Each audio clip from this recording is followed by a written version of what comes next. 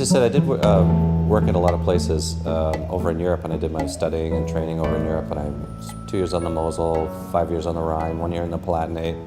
Went over for a year, realized I knew nothing after a year, and stayed another 7. And the reason I went over there was because I always knew I wanted to come back. But this was a very cold climate viticulture. So when I went over, I went with that in mind. Among the other things I went in mind with was that I knew there wasn't going to be a lot of help here. You know, like you go over there and it's a big colleague. There's, you know, you got your friends down the street. There's, I don't know, I worked on the Mosel. It was 10,000 hectares or 11,000 hectares and 10,000 vintners. I mean, yeah, you know, lots of people made wine. It was great. You could just call anybody up and ask. And that wasn't the way here. At the time when I came back in 1991, by the time I eventually got back to Canada, it was, we actually started this place. This was like winery number 12 or 13. So it wasn't a lot of people in the neighborhood to go ask anything.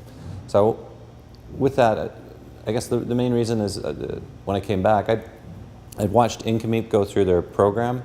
At the time they had the Becker project going, and I tasted some of the grapes. A friend of mine was actually a grape technician, and we'd gone through and he'd gotten some of the Riesling grapes, for example, and I tasted them, and they were amazing. Like the flavors were intense, and the acidity was perfect, and just the absolute clear, crystal clear intensity of the real great Riesling flavors was there, and that really convinced me to come back. It just told me that it was here, it could grow here, and if it could grow here, what else could grow here, right? And they had things like Sigareba and a bunch of others, but you know, that was really the beginning, because at that time, and they had planted those in '78. At that time, everybody thought all you could grow here was hybrids. So anyways, that's why I came back.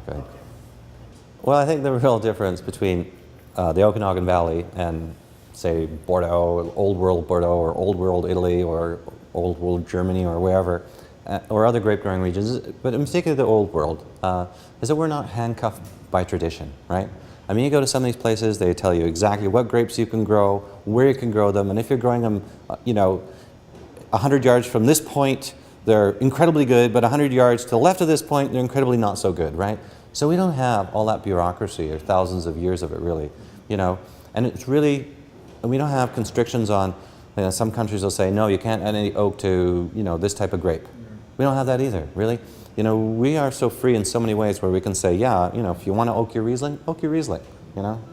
I wouldn't recommend it, but you can do it, you know. Nobody's going to say, you're not allowed to sell that because it doesn't fit in with the typical characteristics of this grape or this society or whatever it is, right?